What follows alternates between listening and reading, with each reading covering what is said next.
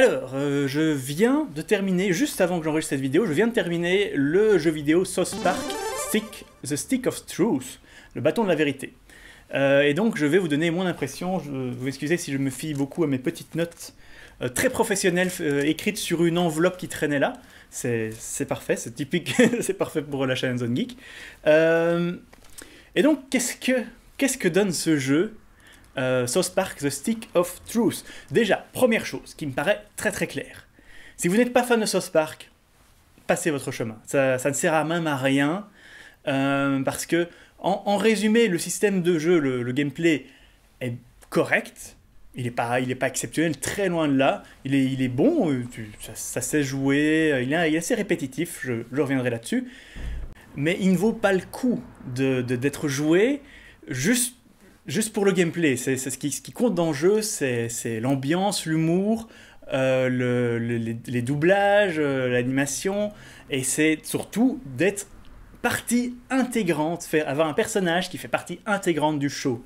C'est vraiment ça, la grande force de ce jeu, c'est que on a vraiment l'impression d'être un personnage de South Park. Et les références à la série sont innombrables. Si, comme moi, vous connaissez chaque saison par cœur, ça en devient presque dérangeant dans mon cas, c'est un pur plaisir parce que chaque instant, chaque moment est une référence. Ça, c'est génial. Bon, je vais reprendre un petit peu depuis le début. Donc, le commencement déjà est très chouette, où c'est toute la bataille entre les enfants. Ça fait vraiment une suite des 3 épisodes sur Game of Thrones qu'il y a eu dans la dernière saison. Qui était je vais pas en discuter parce que moi je les ai trouvés assez décevants. Je suis peut-être le seul. Mais je vais pas commencer à parler là-dessus parce que je crois que j'ai déjà bien assez à dire sur le jeu vidéo. J'ai pas envie de faire une vidéo trop longue. Mais c'est vraiment cette même ambiance de l'ARP en fait, de jeux de rôle grandeur nature dans lesquels les enfants se lancent, ce qui est génial parce que tous les enfants ont déjà fait ce genre de jeu. Si ce n'est que eux ils prennent ça très au sérieux et ils ont un objet qui est le bâton de la vérité. Au fait, oui, le jeu n'est pas... Il n'a pas de voix française. Je sais qu'il n'a pas de voix française. Il y a certainement les textes en français. Moi, j'ai joué avec les textes en anglais, j'ai fait une question d'habitude. Il y a certainement les textes en français, donc vous inquiétez pas pour ça. Moi, je m'en fous. Je déteste les voix françaises de South Park. Ça, désolé. Hein, je sais qu'il y a pas mal de gens qui adorent. Je peux pas, je supporte pas les voix françaises de South Park. J'adore, je suis trop habitué aux voix de Trey Parker et Matt Stone. Mais bon. Donc, ce qui se passe, c'est qu'il y a cette grande bataille entre les elfes et les humains. Donc, les elfes sont menés par Kyle et les humains par Cartman, évidemment, qui joue toujours le même magicien, le roi magicien, qui est un roi qui a la chance d'être un magicien en plus. Et qui veulent... Ils se battent pour ce bâton, qui est un bête bâton. Et or, vous jouez le New Kid. C'est le nouveau gamin qui vient d'arriver dans South Park.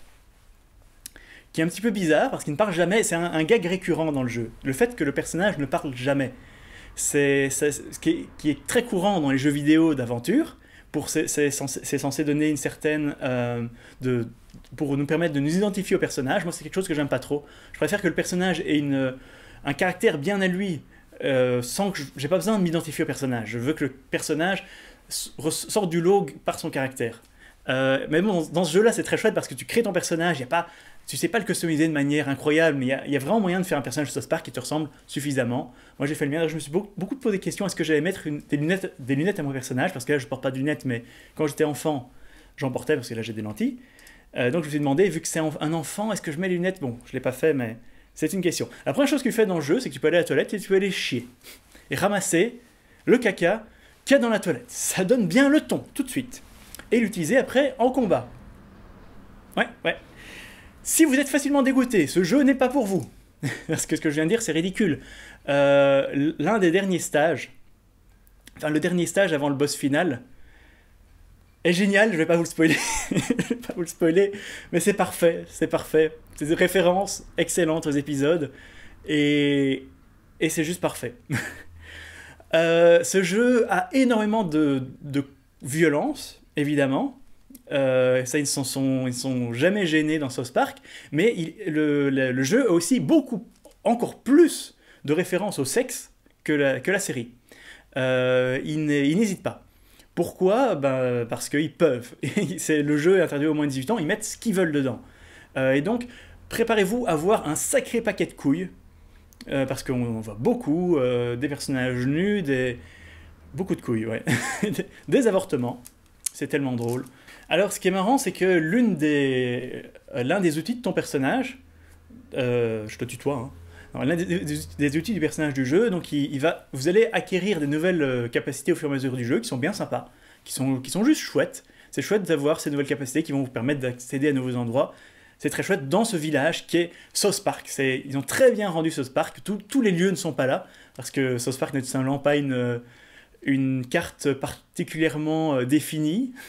Elle change au fur et à mesure de cet épisode. Et donc ici, il y a quand même énormément de lieux mythiques de la série qui sont dans ce jeu. Et ça, c'est très très chouette. Alors donc, comme je l'ai dit, l'un des pouvoirs que va acquérir au fur et à mesure de ton personnage, c'est le pouvoir de péter. Ouais. Et je peux vous dire que j'ai plus autant pété dans un jeu depuis Oddworld l'Odyssée d'Abe. Mais donc, au fur et à mesure, vous allez avoir des pets de plus en plus puissants. Au début, appris par Cartman, puis après, il y a Randy, le père de Stan, qui va vous apprendre un truc, jusqu'à les grands maîtres du paix dans South Park. J'ai pas besoin de vous dire qui c'est. Donc sinon, qu'est-ce qu'il y a? Il y a beaucoup de Butters, ça c'est très chouette. Dans le jeu, on commence directement avec Butters, j'adore Butters. Butters et Cartman, c'est vraiment le moteur pour moi de la série. Très très très chouette ces moments avec Butters. Les puzzles, il y a pas mal de puzzles qui sont très basiques. Ils se font plaisir parce qu'ils sont rigolos, mais c'est pas un jeu à puzzle, quoi. C'est rigolo de les faire.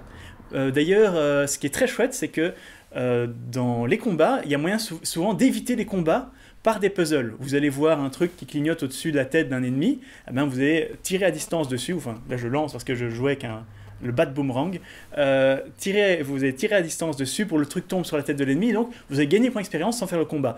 Et étonnamment, on a vraiment envie de faire ça. D'autant plus que, comme je disais tout à l'heure, les combats sont assez répétitifs. Comment marchent les combats? Je suis totalement... Tout est décousu dans cette critique. Je suis désolé, je pars d'un truc à l'autre.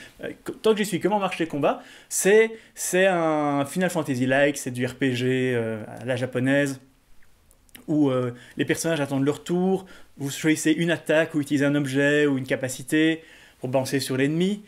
Puis après, vous gérez votre groupe, vous n'avez jamais qu'un groupe de 2. Ça, c'est un petit peu dommage.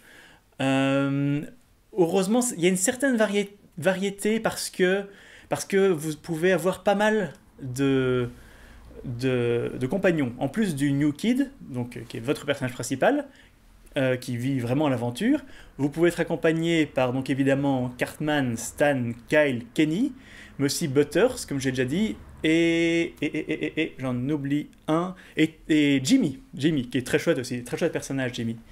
Voilà, et donc les combats sont un peu répétitifs, vraiment assez vite, mais en variant de personnages avec qui tu joues, ça passe encore.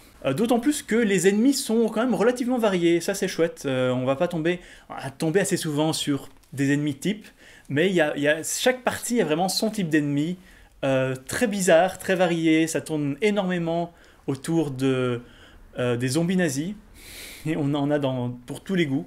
Des vaches zombies nazis, des chats zombies nazis, des fœtus zombies nazis. Et ouais, le jeu par contre, tant que je suis dans le système de gameplay, le jeu est assez facile. Vraiment, j'aurais pu augmenter la difficulté, c'est simple que ça. Il y a un truc de difficulté, mais les combats sont pas assez intéressants. Je trouve que t'as vraiment envie de rester plus longtemps dessus. Il y a un système de difficulté, le seul combat qui m'a vraiment donné du mal, c'est contre Al Gore. À un moment, il faut se battre contre Al Gore. Et là, j'ai vraiment eu du mal. J'ai dû recommencer 4 ou 5 fois, je pense. Mais sinon, tous les combats, vous les faites très facilement.